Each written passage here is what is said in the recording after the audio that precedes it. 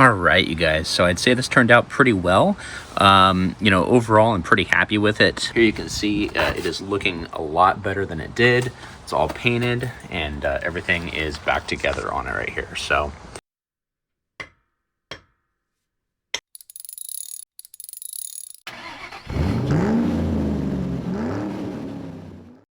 all right, you guys, so the next step we're going to do right here is we're going to get out here and we're going to clean up the differential cover as well as the knuckles and the plates and U-bolts right here. We're just going to get everything kind of cleaned up, get a little bit of paint on it, get it looking a little bit nicer here to match it with the new axle, and we can get all this stuff reinstalled.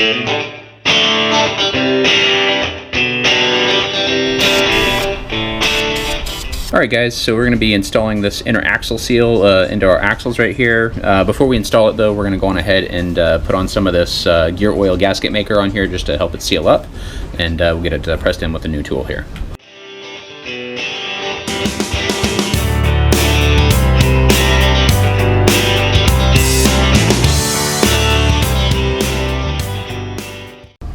Alright guys, so now that we have the inner axle seals in here, we're going to go on ahead and get the gears, and we're going to go ahead and drop them back in here and get them torqued down.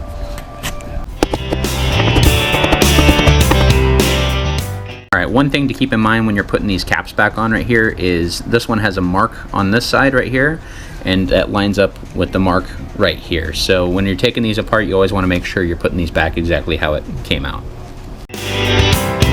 So now the torque spec for these is going to be 15 to 25 foot-pounds. Alright guys, so we got the axle back in here, just put on the U-bolts, and just got this plate started on here. Next we're going to go on ahead and install these, and then we should be able to start tightening everything down on this right here. Alright guys, so I just realized that I forgot to do one of the things I was wanting to do while I had this out of here, which is changing out the pinion seal. But considering I've already got it back in here, I think I'll just get this torqued down right here, finish it up right here on the install, and then I can put the jack stands under here, get it up higher, and just get under there and get it done, or either that or put it up on some ramps with the wheels on it when it's done before I move it around. So we'll get it, but make sure pay attention if you guys are doing this too. While you have it out, it's probably going to be easier to do that pinion seal. So I believe the first one from what I've been reading up on right here is we want to remove this bottom ball joint from this knuckle right here. So there is a snap ring. We're going to get that removed first, and then we have our press tool right down here. We'll get that with the adapters in here to get this pressed out right here.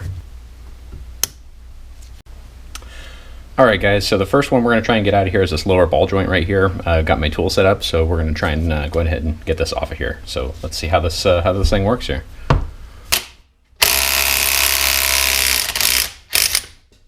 Alright guys, that worked pretty good. This is definitely a must, as well as a impact right here. This definitely helped out right there. Alright, so we'll flip it on around and we'll get the upper ball joint in now here. Alright, so now we have the ball joints out. We're going to go ahead and start reinstalling the new ones. For the new ones, I picked up some Moog ball joints. Part number is going to be K8195T. This is for the lowers, and then I also have the upper ones right here, which is a K8194T. So these are going to be the upper ones. Now I believe since we took out the bottoms first and then the tops last, we're going to start with the top and then work our way down to the bottom here. Alright guys, so one thing to pay attention to right here when you're putting these ball joints in, which I just didn't even think about right here, the grease fitting on the back of this right here, it's pointed this way. So I'm going to have to pop this out, rotate it, and press it back in to have it accessible from the back side right here. So we'll get that and we'll move on to the bottom one here. So we got this turned around, and we got so we can put the Zerk fitting in from right here and gain access to it from behind. This one down here, pretty easy pushing it down. Just took these two pieces and set them on the top of it right here, and I used this piece for the bottom down here, and then just squeezed it together with the clamp right there. So it worked pretty well.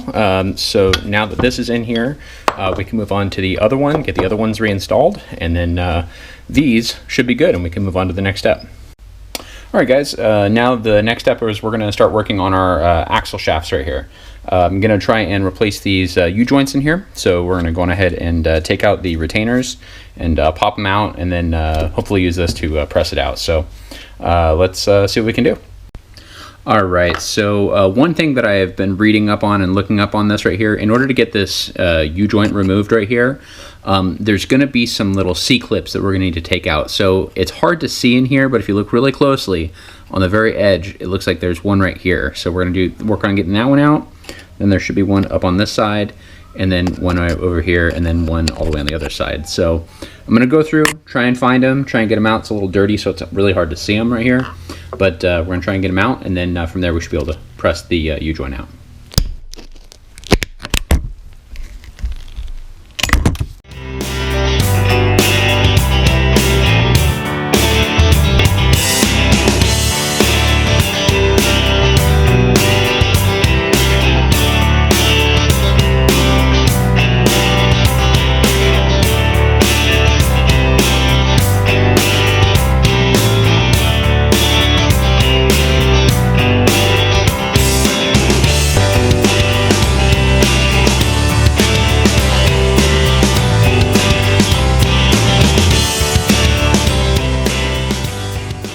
Now that we have the old U-joint out of here, we have our new U-joints we're going to go ahead and get installed right here. Now these are Spicer U-joints.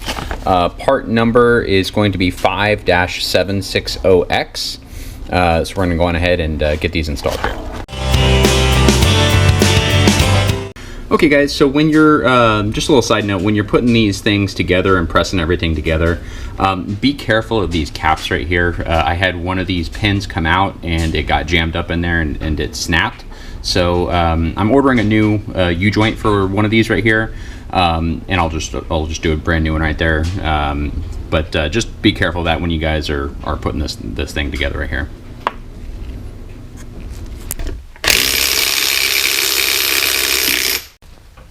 All right guys, so I think I figured out what was going on wrong with these right here. I was trying to put these on with an impact. Don't do that. I keep shattering these caps right here, so just do it by hand. That's probably going to be the best way to get these U-joints in here without messing stuff up right here. All right guys, so that worked out really well, tapping this in with the hammer in a vise. So if it's not going, if you have a press and it's not going with that, don't force it. I just set it in the vise very gently and just tapped it a little bit with a hammer, and that got it to go in there. All right, you guys, so we went ahead and we got this all back together for this shaft right here. We got the U-joint installed and the clips and everything right here, so we are good to go. So next we're going to go on ahead and I'm going to start working on the hub right here that bolts on to the knuckle. So there's a bearing in there. We got to get that out, and we'll have to get this cleaned up a little bit and get the new ones pressed in here. So let's get working on it. So I've been trying to pull this bearing for quite a while on this spindle right here that goes onto the knuckle. The bearings in here are just a pain to get out of here. What I ended up doing is I ended up going to Harbor Freight, and I picked up one of these slide hammers right here, the slide hammer bearing set that they have, and you put this in here, you tighten this down, and it expands the end, so it grabs the bearing from inside, and then from there you just literally just start slide hammering it out right there. So I've been at this for a little while. It's finally starting to budge for me here, so I'm gonna keep doing this. We should be able to pop it out, and then we can move on to our next one right here. All right, you guys, we've got it finally. All right guys, so the next step is we're going to go ahead and get our bearing installed into the spindle right here, and for that I picked up this Spicer spindle seal and bearing kit. Part number is 706527X. Okay, so first thing I'm going to do is I'm going to grease this up a little bit just to help the new bearing go in a little easier. So we'll do this on both of these, and then we'll go ahead and press on the bearing here.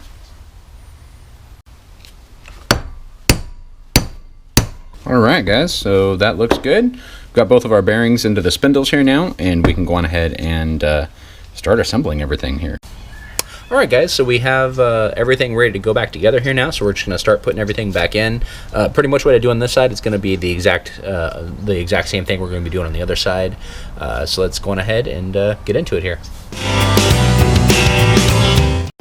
All right, guys, so I put a C-clamp back here to kind of tighten up on everything so I can tighten this bottom ball joint right here.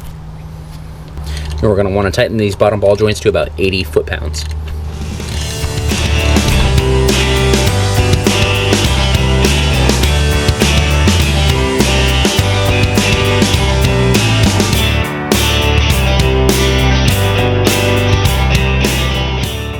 So the next step is we're going to get our upper sleeve installed up here on the upper ball joint.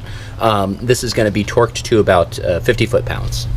Here is the tool that we're going to be using for it. It just sits right into these grooves on this sleeve right here, and we can tighten it up. The size, it's going to be a 1 1/8 inch socket. And I also will have a link for this tool right here in the description, so you can pick it up on Amazon. All right, so that's going to do it for this side. Now we're going to jump over to the other side and do the same thing here. All right, now that we've got this torque to spec right here, this part of the nut is blocking the hole for our cotter pin to go through, so we're going to go on ahead and keep rotating this just to clear that hole. Okay, next step is we're going to go on ahead and install our seals into the spindles right here. So included in that Spicer kit that I got with the seals right here and the bearings, we're going to go on ahead and pull out this seal right here, and it's going to go on ahead and just set right into there like so. And we're going to do the same thing on the other one. Okay, so we got those seals. Next, we're going to move on to the drive axles, and we're going to install these seals on them as well. Now, one thing I believe we do want to do with these right here is we will want to go on ahead and we will want to lube these up right here with some grease. So I'm going to get these coated with a little bit of grease right here.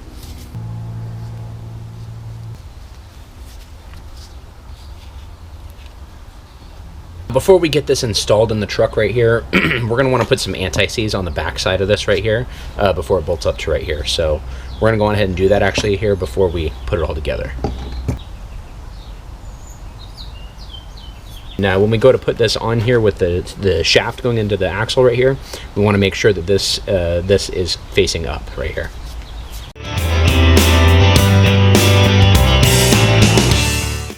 All right, now the next thing to put on there is going to be this right here. This is what holds our caliper over our rotor right here. So we're same thing. We're going to want to put a coat of anti-seize on this, and then we'll get it installed on the hub right here. And then when we go to install this right here, this hole is going to be facing down, and then it's going to sit on there like so. So let's get it installed here. The last thing to put on here is going to be our dust shield. So that's just going to go right on the front of this like so. And now that we got that, we can go on ahead and start bolting this down right here. Now that we have everything installed on the truck right there, we're going to be moving on to our hubs right here. So we're going to be popping this this dust seal off right here. We're going to be removing our bearings and the races, and then we're going to be pressing in new bearings and races on both sets of hubs. And then we should be able to go on ahead and get these attached onto our rotors and get these installed on the truck. So let's get to it. Here are our new bearings. We're just going to start with the races. We're going to get these pressed into the hub right here, and then we'll be able to grease up our bearings and get it all together here. Now that we have the race pressed into here, we're going to go on ahead and grease up our bearing. In order to do that, I'm just going to use this bearing packer kit right here that I picked up from Napa, my local auto store over here.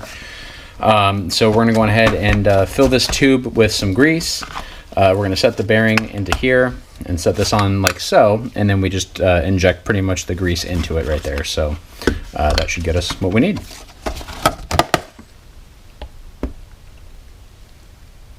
Okay, so the way to pack them by hand here is just kind of do this and kind of keep moving it around, and you see how it's kind of getting some it's getting the grease up and in between those bearings right there. That's what you want to see right there. So just kind of pack it until you see it start to squeeze out of those bearings, and then just rotate it around and just keep doing the same thing right there. That'll make sure it gets packed really, really good. Okay, so now the next part, we're going to go on ahead and install this hub onto our disc or our rotor. It's a press fit with these wheel studs right here, so we're going to go on ahead and we're going to put the rotor or the disc right here, and then we're going to set this on top. And actually we'll turn this over, put the disc on it, and then press it in from the back side right here. So I probably should have waited on this bearing right here to get it into there. It's going to kind of, you know, get all greasy and kind of fall out. So just for future reference, you may want to wait to drop that one in until everything is ready to go here. So let's get to it here.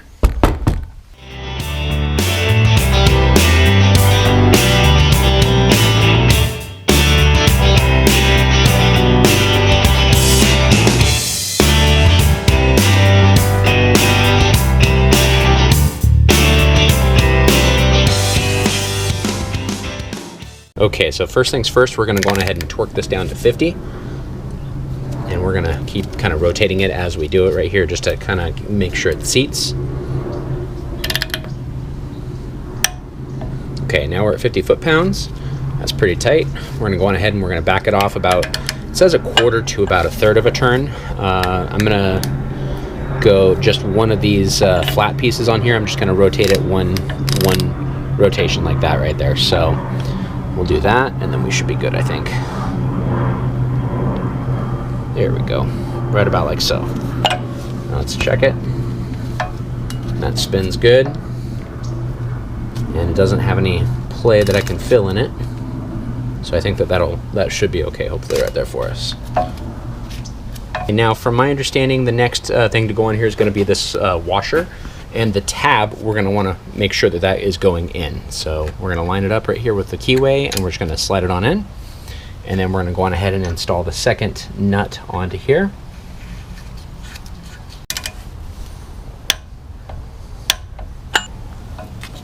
So I got the second one torqued to about 50, and then we're going to go ahead and fold one of these ears of this washer over onto the last nut, and then that should be it for this part. Alright guys, not the best, but I got it. Okay, next on the list, we're going to go on ahead and remove these old brake lines and get some new ones on here. Alright guys, so I got this broken loose finally. This is all gummed up here. I had to hold it with a pair of channel locks right here, and then from there I used a 5/8 down here and just got it broken loose here. So now that this is broken loose, I can get this off, see how it looks. I'll try and salvage this right here. I don't know, maybe I'll do something different on it, but we got to get this done quick right here before it starts leaking everywhere. All right, there we go. Got that out of there. Now we can get this off, and we'll get our new caliper and hose on here.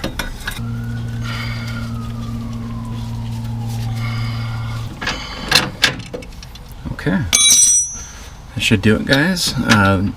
We will definitely have to come back in here and get this fixed right here, but for right now that'll at least stop the leaking.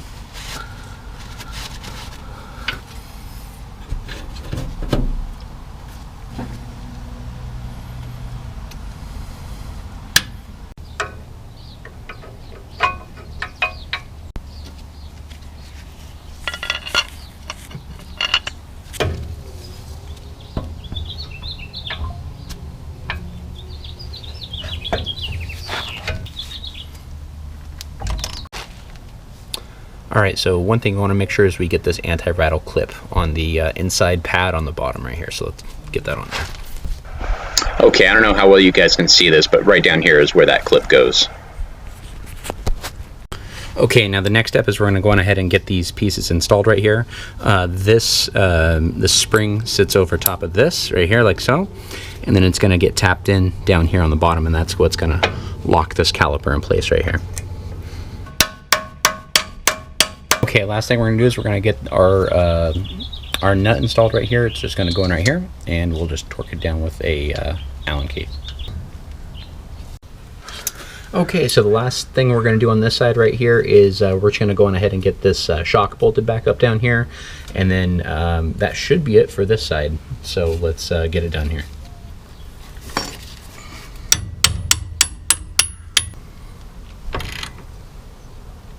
All right, you guys. So I'd say this turned out pretty well. You know, overall, I'm pretty happy with it. I didn't put on the locking hubs yet right here just because I need to clean those up a little bit. So we'll do a separate video on that. But other than that, I think this this rebuild series of the Dana 44 is complete finally here. So here you can see it is looking a lot better than it did. It's all painted and everything is back together on it right here. So yeah, so hopefully you guys enjoyed the video. If you did like it, please give it a thumbs up and subscribe to the channel, and we'll see you in the next one.